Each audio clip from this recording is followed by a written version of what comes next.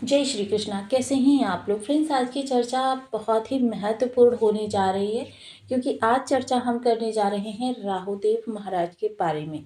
राहुदेव महाराज बहुत ही विशेष प्लेनेट होते हैं जो हमारे जीवन में विस्तार को दिखाते हैं।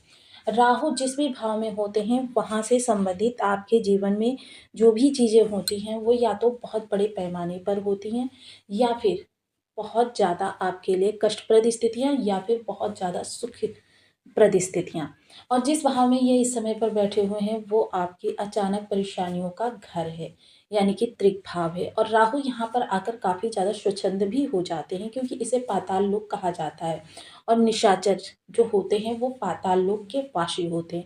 जैसा कि हम सभी लोग जानते हैं कि राहुदेव महाराज एक स्वर भानु नामक का राक्षस था, जो कि समुद्र मंथन के समय मोहिनी स्वरूप धारण करके भगवान ने जिनको दो खंड करके और भगवान शिव का आशीर्वाद प्राप्त करके राहु केतु नामक राक्षस बने, ग्रह बने, जिसका प्रभाव हमको प्राप्त होता है।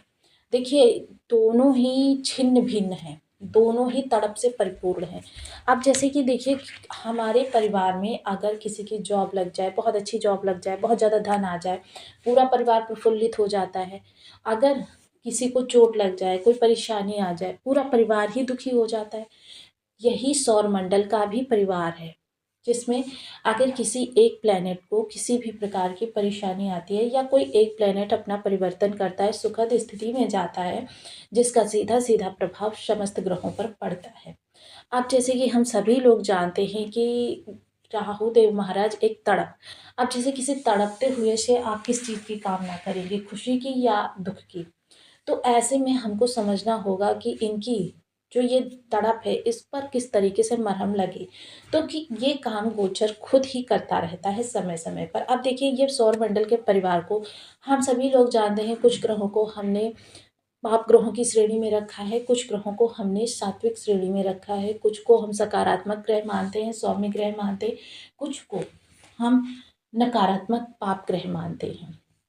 किंतु जैसे हमारे परिवार में कुछ लोग आस्तिक होते हैं, भगवान में आस्था रखने वाले होते हैं, मोटिवेशन देने वाले होते हैं, वहीं कुछ लोग ऐसे भी होते हैं जो परम नास्तिक होते हैं और धर्म से विरुद्ध करने का कार्य करते हैं। लेकिन हमारी आपसी फाउंडेशन जो होती है वो एक एनर्जी के माध्यम से जुड़ी रहती है, और हम एक दूसरे का भलाई चाहते हैं।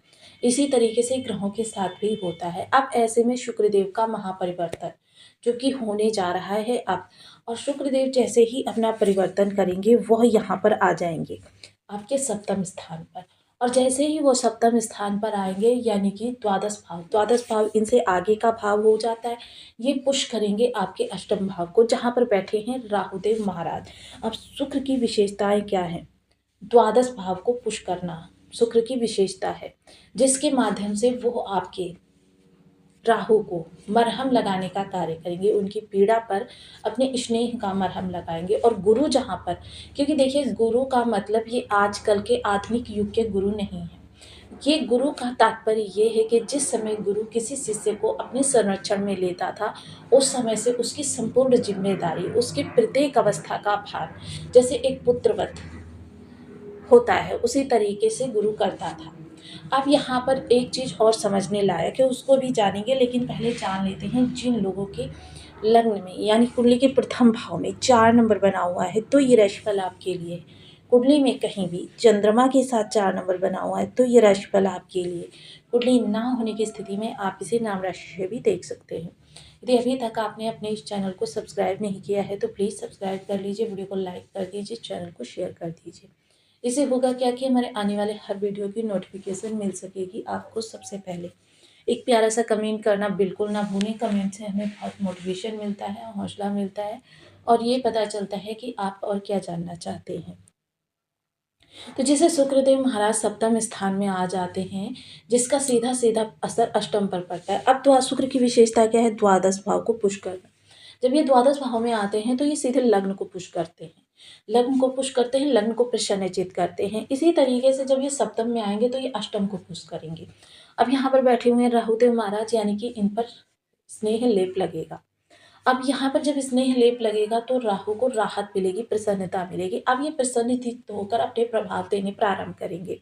अभी तक जो चीज़ें निगेटिविटी से भरी हुई थी, हालाँकि देखिए राहु का रहस्यमयी व्यक्तित्व प्रभाव जो होता है वो लोगों को रहस्यमयी बनाने के द्वारा ही प्राप्त होता है। जितना ज़्यादा आप रहस्य से भरते चले जाएँगे, उतने ज़्यादा राहु के प्रभाव सकारात्मक होते चले जाएँगे। जिस स्थान पर, जिस भाव पर राहु का विशेष प्रभाव हो, उस स्थान से संबंधित हमें सदैव ही रहस्य बनकर रहना चाहिए। और विशेषता अगर देखा जाए इनकी वक्र स्थिति के आधार पर, तो 10 भावों पर इनका प्रभाव रहता है।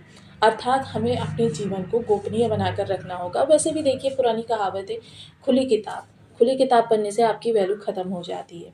अर्थात यहाँ पर राहु सबसे पहले आपके जीवन साथी के लिए पद प्रमोशन के योग बनाएंगे। साथ ही साथ राहु यहाँ पर आपको अचानक धन के योग भी बनाएंगे। आपके जीवन साथी की विशेषता इस समय काफ़ी तीव्र और तीक्ष्ण बुद्धि की स्वामिनी, और साथ ही साथ प्रमोशन और वेतन वृद्धि के योग बनेंगे। वहीं देखिए राहु इस समय विदेश के भाव को भी देख रहे हैं।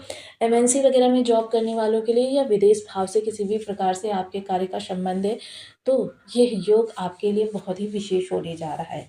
वहीं सप्तम दृष्टि के माध्यम से ये आपके वाणी के भाव को प्रभावित करेंगे। आपकी वाणी जो होगी वो इस समय स्थिर होगी। स्थिर होने के साथ साथ सभ्य, सुसंस्कृत और पोलाइट होगी।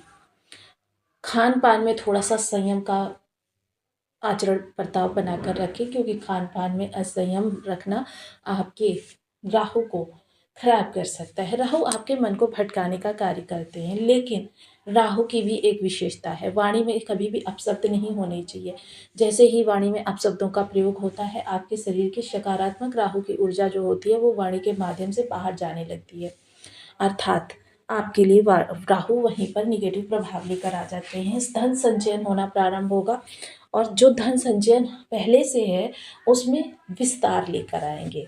नवम दृष्टि जो जाएगी वो सीधे आपके घर पर जाएगी। परिवार के लोगों का एक दूसरे के प्रति जुड़ाव, सामंजस्य एक दूसरे से बना रहेगा, लेकिन थोड़ी सी उसमें स्वार्थ की नीति रहेगी। इसके अलावा भूमि, भवन, वाहन का विस्तार होना संभव है इस दौरान। माता के स्वास्थ्य में या माता के स्वभाव में थोड़ी सी परिवर्तन हो सकता है। चीज़ें थोड़ी सी आपकी उम्मीद से ज़्यादा बड़ी हो सकती हैं, क्योंकि राहु इस समय प्रसन्न मुद्रा में है, तो आपके हर कार्य में सहयोग, सकारात्मकता देने का प्रयास करेंगे। साथ ही साथ आप उपाय की पारी है, तो देखिए सर्वप्रथम तो मेरा विश्वास जो रहता है वो बीज मंत्र पर ही रहता है, क्योंकि ओम राम राहवे नमः इस बीज मंत्र का आप 1 माला, 2 माला, 5 माला, 7 माला, 11 माला का नियमित जप का संकल्प लें। देखिए सफाई कर्मी जो होते हैं, इनको समय समय पर आप इनकी आवश्यकता की चीज़ें शनिवार के दिन जब भी ये चीज़ें दें, शनिवार के दिन दें।